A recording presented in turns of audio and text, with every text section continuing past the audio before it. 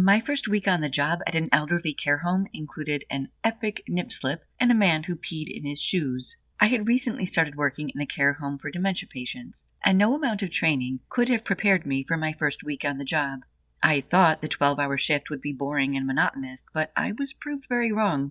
Sure, my first few hours were uneventful, waking residents, providing personal hygiene care, getting them dressed and ready for breakfast. I restocked rooms with essentials and sorted the laundry. The morning passed, and after lunch, I was on salon supervision. For 2 hours, I had to sit with the residents in the day room, known as the salon, and I was mid-conversation with a resident, Harry, when I looked over and spotted Susan. I had to double-take as I realized there, hanging out of the bottom of her knitted jumper, was her boob, nipple clearly visible. I quickly but gently told Harry I'd be back and went over to pull Susan's sweater down, covering her. She then took hold of my hand and wouldn't let go. I stayed with her for 15 minutes, eventually getting her seated, and later stroking her hair until she fell asleep.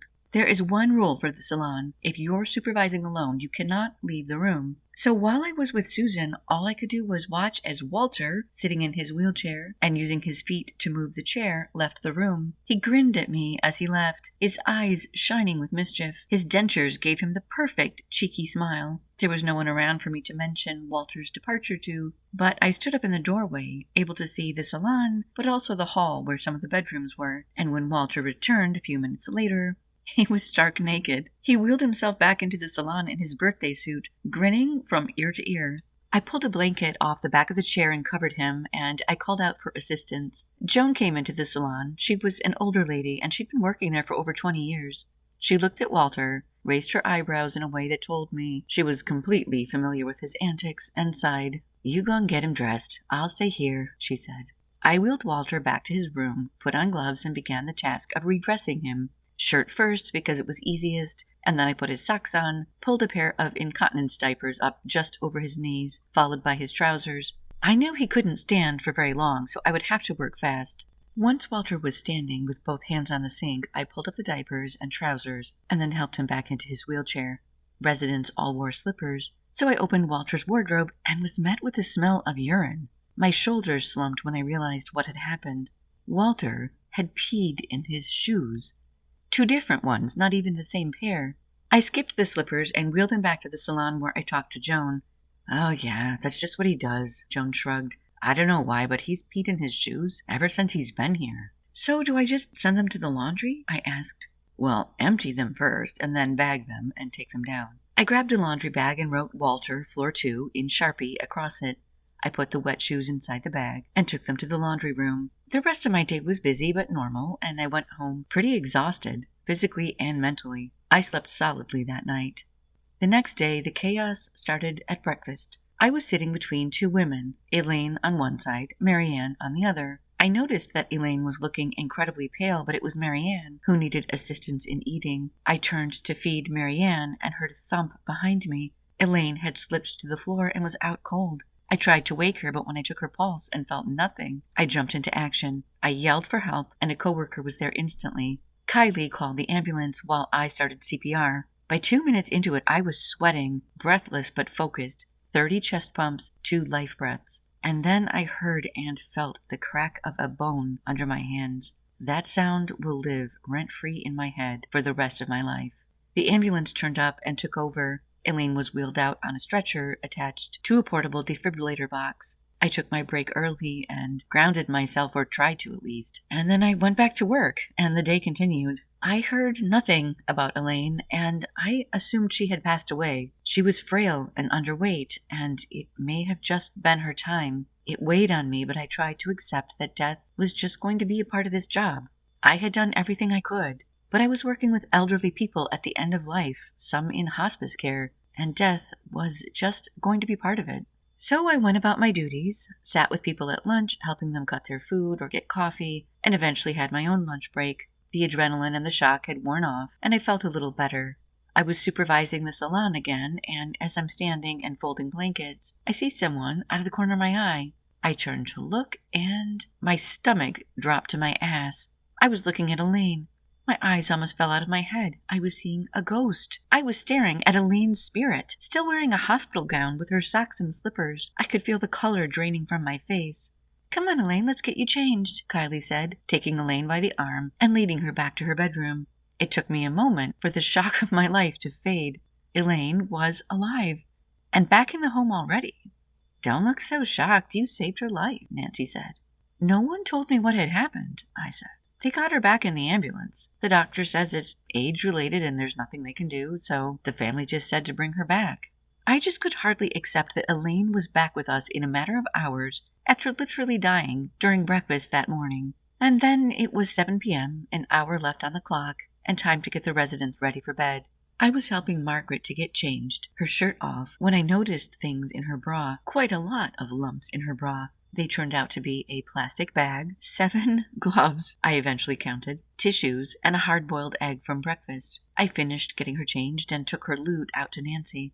"Is this normal for Margaret?" I asked, holding out her cache of stolen goods. Nancy laughed. "All the ladies do it. We don't know why, but at a certain age, women tend to become kleptomaniacs." My eyebrows rose. I was kind of impressed, and also felt bad that the best things to steal were gloves and hard-boiled eggs.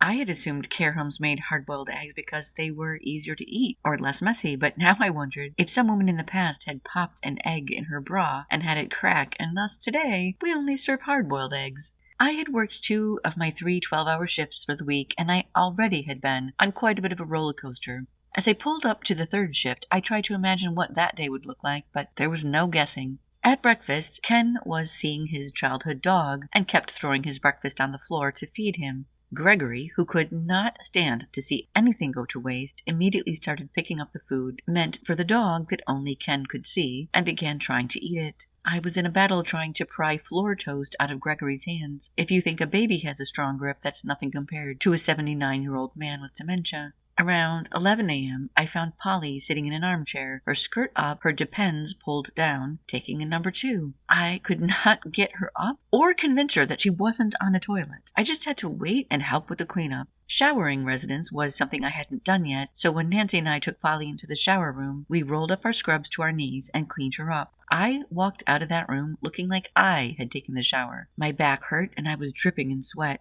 After my lunch break, things seemed calm and quiet, but I knew not to say that out loud, and I even scolded myself for even thinking it. It was around 3 p.m. when visitors were leaving and I was going to get tea and sandwiches ready that I heard rustling in the small kitchen. I stood in the doorway watching Margaret shoving Weetabix into her bra. When she saw me, she put the box down and smiled at me. "If you get the tea ready, I'll do coffee," Kylie said as she was coming in. "I think we have a small mess to handle first," I explained. "Oh, Margaret, not again," Kylie sighed. "Weetabix?" she asked me. I nodded. "Yep, quite a few, I think." Kylie took Margaret by the hand. "Come on, love, let's get you cleaned up." I handled the tea, coffee, and sandwiches, and made sure Gregory, who never wasted food, was not sitting next to Ken, who fed his imaginary dog. We had one resident who only spoke Spanish. I had only a year of Spanish, but I felt confident enough to ask if she was hungry. I was meant to say, "Tienes hambre?" and instead I said, "Eres hombre?" When she looked at me like she wanted to slap me, I got out Google Translate and realized my mistake. I was meant to say, "Are you hungry?" and instead I asked, "Are you a man?" I quickly said, "Lo siento, I'm sorry," and proceeded to make the hand gestures of eating and said, "La comida?" the food. I was feeling pretty stupid and glad no one else was around to hear me make a fool of myself. But God loves a trier, and try I did. That same afternoon, I helped Rosa, who was essentially blind, to the piano in the day room. She hadn't struck me as a very cheerful or personable resident, but when her fingers found the keys, she began playing beautiful songs. She had clearly been, and still was, extremely talented at piano. The day room was filled with music for close to an hour before she asked to be taken to bed to nap. That night when I was putting Wesley to bed, in the middle of changing him, a stream of pee erupted upwards. I grabbed the towel and threw it over him, as there wasn't much else I could do, and then had to clean him up, change his bedding, and put him to bed. That was the final event of a long 3 days. I got home and realized how much I ached. My back hurt and I was exhausted, but as I sat on my sofa, I started laughing. In just 3 shifts, I had experienced so many quirks, unexpected mischief, I had saved someone's life, I'd heard beautiful piano music, and I was getting to know the residents. I realized then that I actually loved this job. It was rewarding in ways I had never imagined when I signed up for training. And while these people I take care of might have lost part of themselves to dementia, they were people with history and character and personality, and I wanted to keep getting to know them. If you enjoyed this reading, please hit like and subscribe so you don't miss future stories. We'd love to hear from you in the comments. This has been Tales by Rachel, where we breathe life into every story.